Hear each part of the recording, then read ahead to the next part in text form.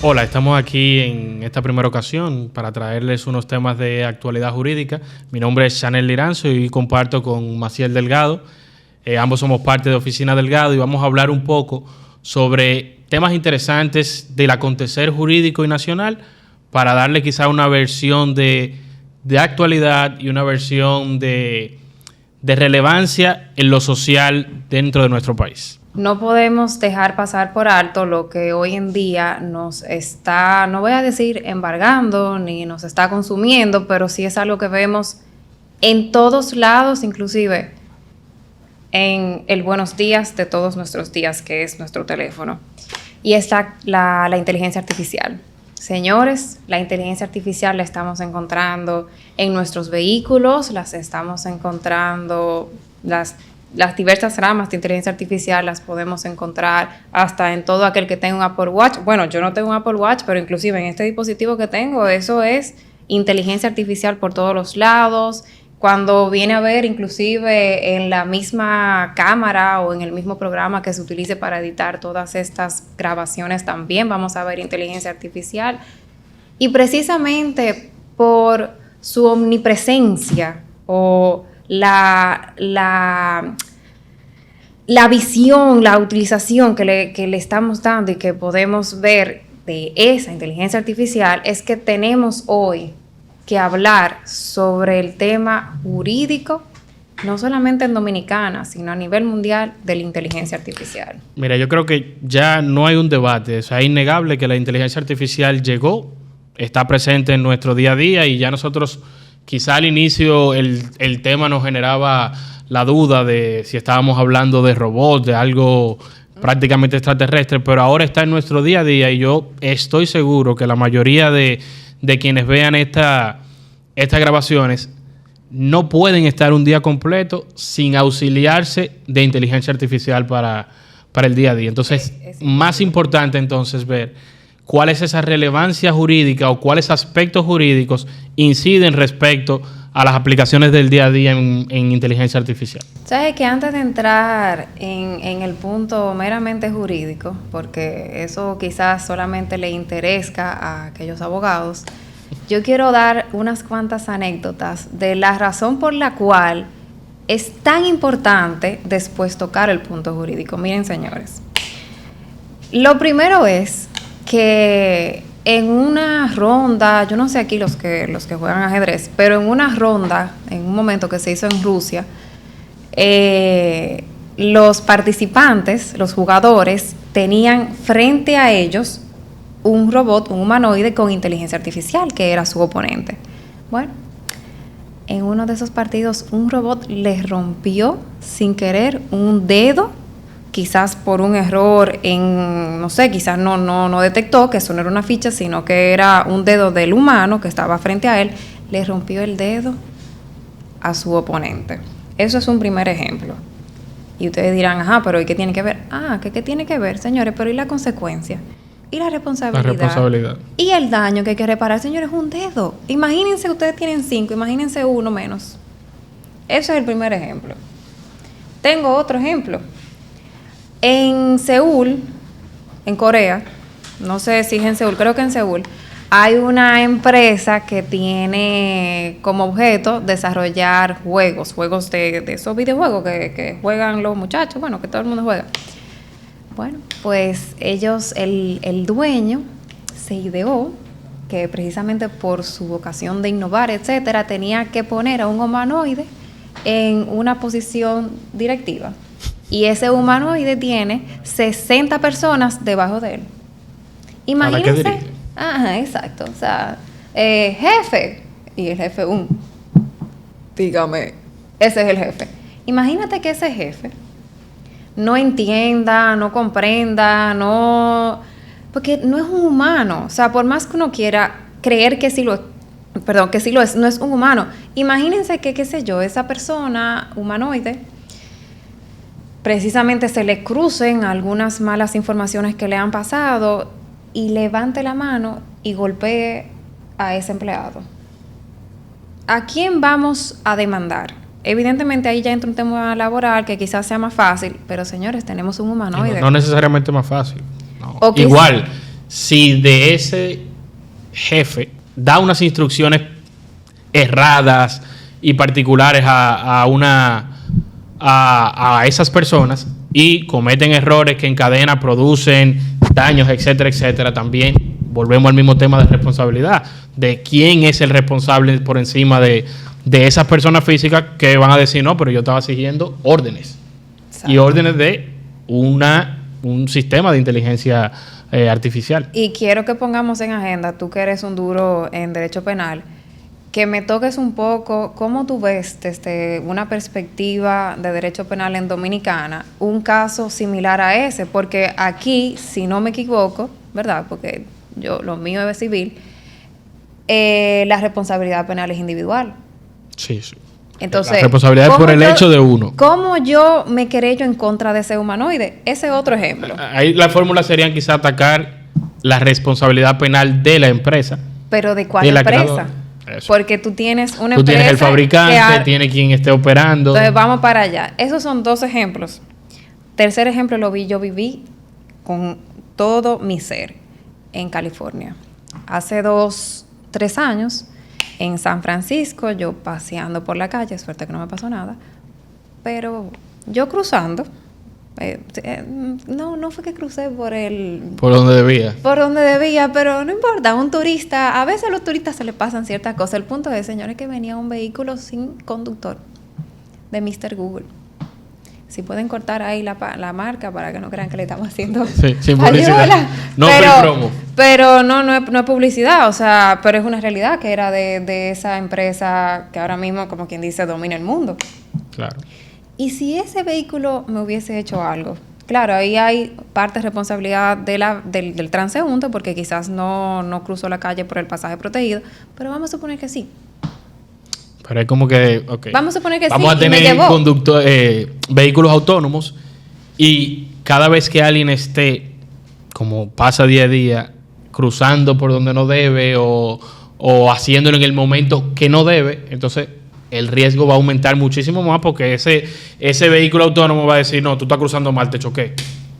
O sea, cuando tú retiras ese factor humano de alguien que pudo haber reaccionado antes, aunque te diga tres malas palabras en inglés. Tener ese discernimiento. Ese elemento, ese factor humano, aunque sea redundante, tiene mucha relevancia. Y te voy a poner un cuarto ejemplo para aquellos inversionistas, para aquellos amantes de Wall Street y todas... Nada que yo no pueda entender, yo le tengo cariño, pero sí. No, pero eso mira, sí, pero si yo no lo entiendo, no le tengo cariño. Sí, pero mira, ya te digo. Pero espérate, pero hay gente que sí, que mira, que se despiertan y quizás usan el celular no para darle el buenos días a su novia o un hijo, no, para ver cómo cerró y cómo abrió la bolsa. Oye, la inteligencia artificial, como bien iniciamos, está en todos lados y evidentemente está dentro de los programas que ahora mismo se utilizan para sacar las estadísticas de cómo pudiera cerrar el día, cómo pudieran cerrar las inversiones en un día determinado. Mis queridos oyentes o internautas, o no sé ahora mismo cómo se dice, pero ¿y si una inteligencia artificial se equivoca? Ok, en el primer ejemplo yo le hablé de un dedo, perfecto. Pero miren, el que invierte en Wall Street pueden ser no es 100 pesos dominicanos, no son quizás $100 americanos. Eso es de millones y millones y millones y millones. Seguimos poniéndole cero cada vez que yo hablo. Imagínense un error. Dime. Eso también es parte de los riesgos que uno asume.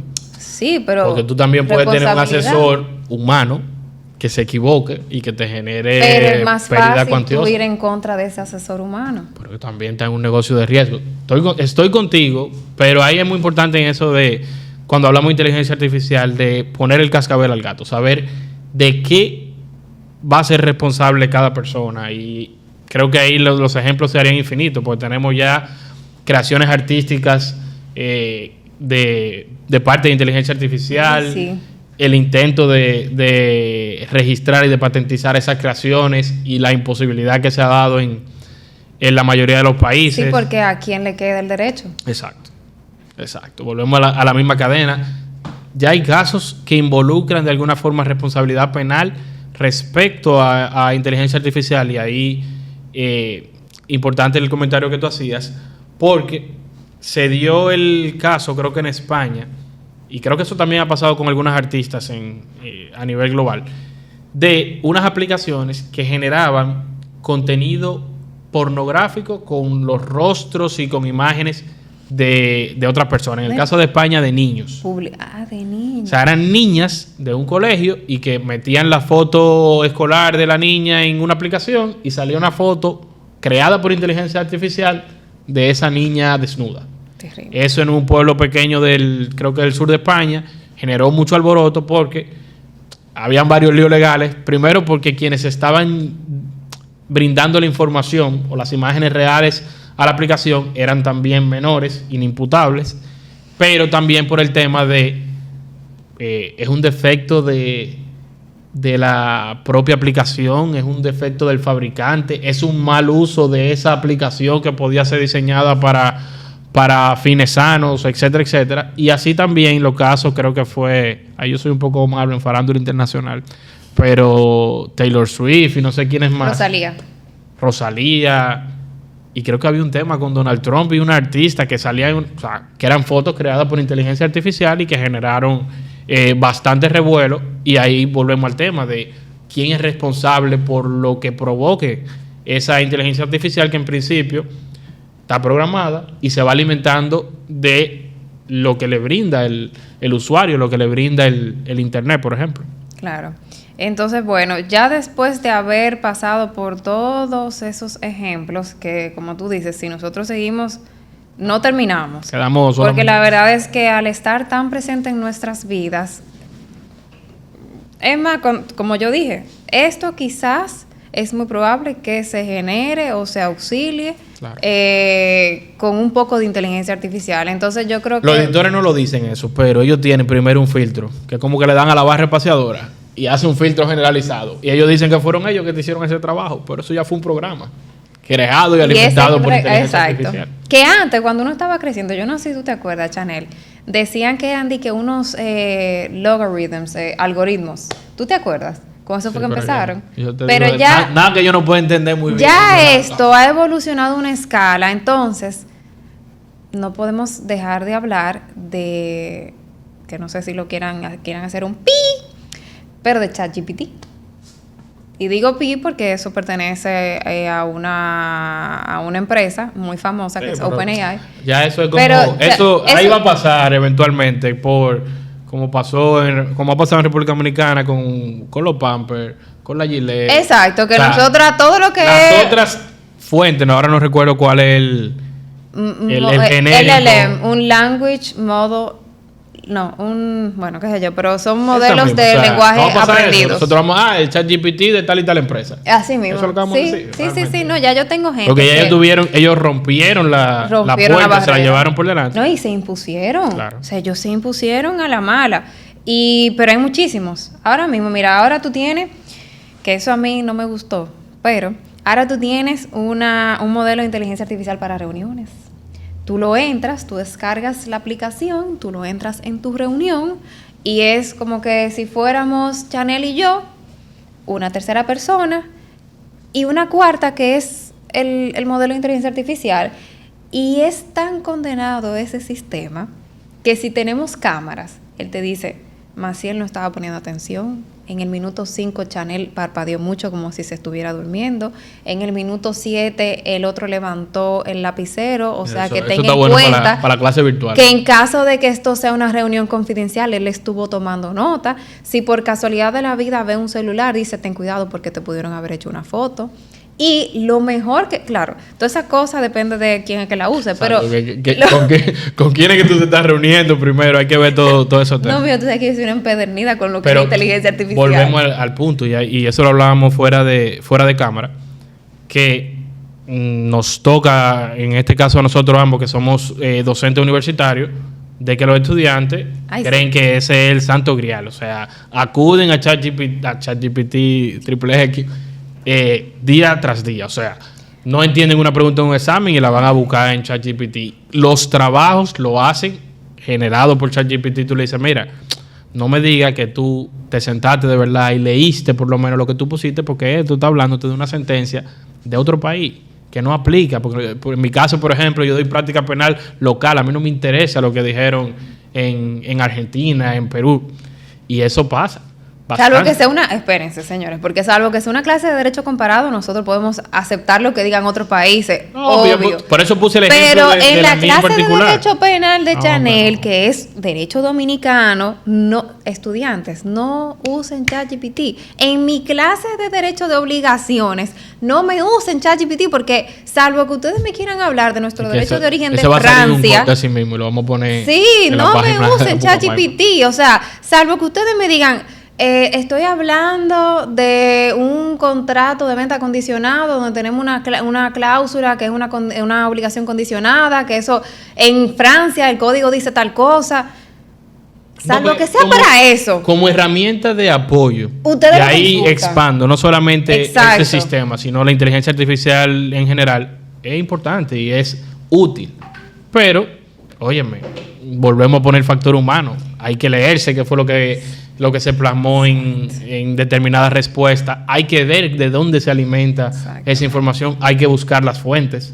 Exactamente. Óyeme, hay que tener por lo menos un poquito de sentido crítico para que no sean los disparates que se ven en los trabajos, en los exámenes respecto a esos temas. Es omnipresente, o sea, no puede ni siquiera excluirse de nuestras clases. Pero bueno, para terminar con esa aplicación que se usa en las reuniones, lo bueno que él tiene, además de resaltarte a todo el mundo que no estaba prestando atención o si es una reunión confidencial, es que te hace un resumen. Eso te iba a preguntar. Eso es interesante. Los secretarios en las asambleas van a desaparecer. Los secretarios en los consejos van a desaparecer. Los secretarios en cualquier sitio, que son los que toman notas, van a desaparecer. Porque tenemos a los aplicativos. Alguien tiene que firmar y ser responsable de lo que se firmó ahí como fedatario de ese documento. Vamos a ver, que ahí es donde tenemos que llegar para saber las responsabilidades. Que yo no quería, aunque creo que tú has manejado muy bien el tema y sus aristas, yo no quería dejar de incluir dentro del tópico de inteligencia artificial lo relativo a su aplicación en la justicia. Porque ahora está muy de moda mencionarla. Tenemos casos en Colombia de una sentencia que se dictó con inteligencia artificial. Tenemos casos de programas de Argentina, creo que es. Y aquí hay un laboratorio, en principio, del Poder Judicial en temas de inteligencia artificial. Pero a mí, que soy muy escéptico con ese tipo de cosas, me genera mucha preocupación. ¿Por qué? Porque en general la inteligencia artificial plantea un dilema ético muy grande.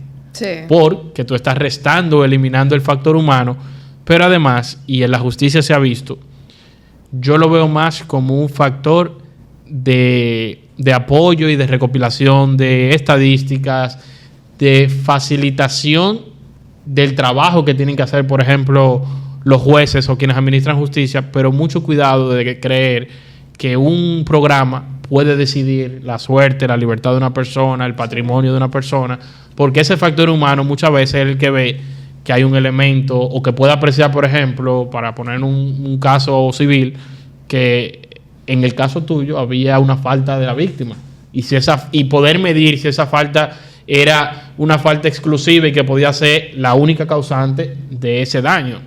Sin el factor humano es complicado, y aparte la misma imparcialidad absoluta que puede tener la inteligencia artificial también puede generar discriminación, porque al tú hacerlo todo de manera automática y mecanizada, pasan cosas. Por ejemplo, hay un programa que es para ayudar o colaborar en materia de medidas de coerción, creo que eso es en Estados Unidos, que sin alimentarlo de nada más, por el mismo tema de quiénes son los que más participan de procesos de medidas cautelares, estaba creando un factor de discriminación en el que recomendaba que fueran a prisión preventiva todo lo que eran negros, hombres de tales y tales edades. Mío.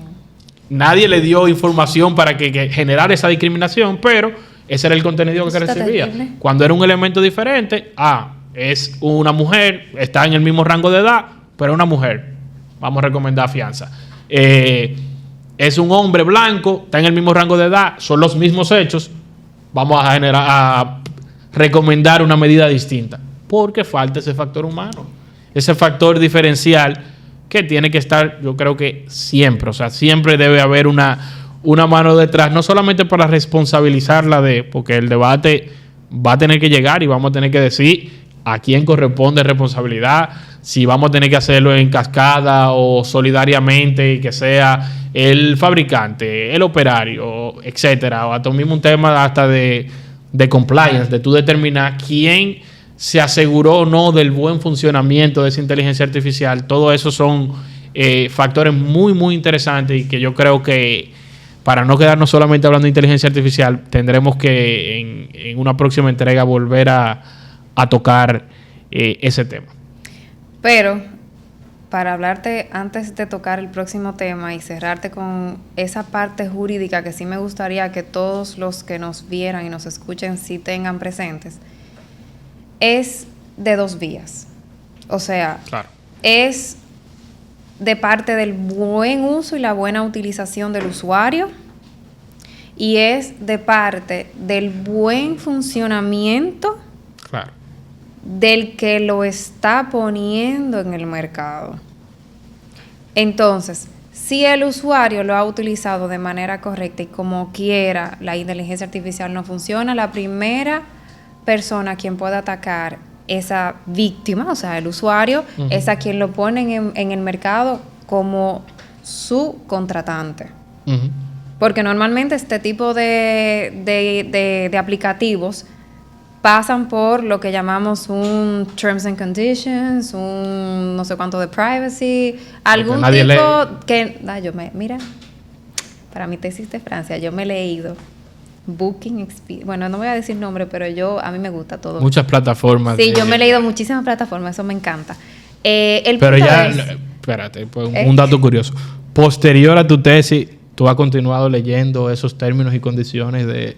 Las actualizaciones de los que yo me leí. De lo viejo. No, pero lo nuevo. Tú vas a contratar, vas a entrar a determinada plataforma y tú dices, espérate, no tengo tanto tiempo. Los términos y condiciones. No tengo tanto tiempo como el que yo tenía antes. Pero, señores, mira, mis estudiantes tienen que leer eso es parte de una clase que yo le pongo en otra materia. Bueno, el punto es que el primer contratante que tiene un usuario de uno de esos aplicativos es la persona que se lo está proveyendo. Y ojo, si vamos a tener un celular, el celular, y es ChatGPT en el celular, no es con Apple mi contrato, eso es otro contrato.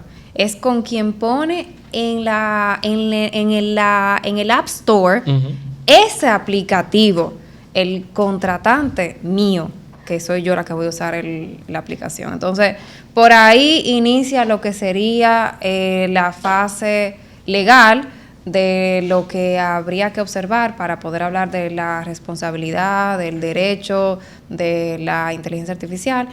Es un tema que, Chanel, vamos a ponerlo en agenda, vamos a abordarlo más a profundidad. Hay que debatirlo, hay que manosearlo lo suficiente para poder avanzar en eso, que nosotros somos un país que tenemos muchas características por el gran acopio que hacemos de tecnología. De todo eso. Pero nos quedamos rezagados en las respuestas jurídicas y sociales a la tecnología que manejamos. Lamentablemente, porque necesitamos un código civil actualizado.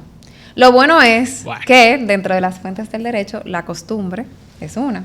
O sea que esperando que no sea a la mala. Ya ahí me senté en mi sillón que cada 3 meses me toca para decir que nuestro país necesita una actualización en materia penal, un código penal que no sea del siglo XIX, pero la verdad es que mis esperanzas... no veo en el panorama un cambio respecto. Y yo de este lado, también aquí sentada, de que necesitamos una actualización de nuestro Código Civil. Yo que estudié la parte de cómo Francia actualizó su Código Civil, estoy enamoradísima de ese código. Llamo a mis legisladores a que lo tomen en cuenta y que nos hagan el favor, tanto a Chanel en su área penal como a mí en mi área civil, a todos, a la sociedad, porque es la sociedad que lo necesita. Bueno, valga la cuña para la Junta Central Electoral para que voten y voten conscientemente para ver si cambiamos legislativamente las necesidades que tenemos como sociedad.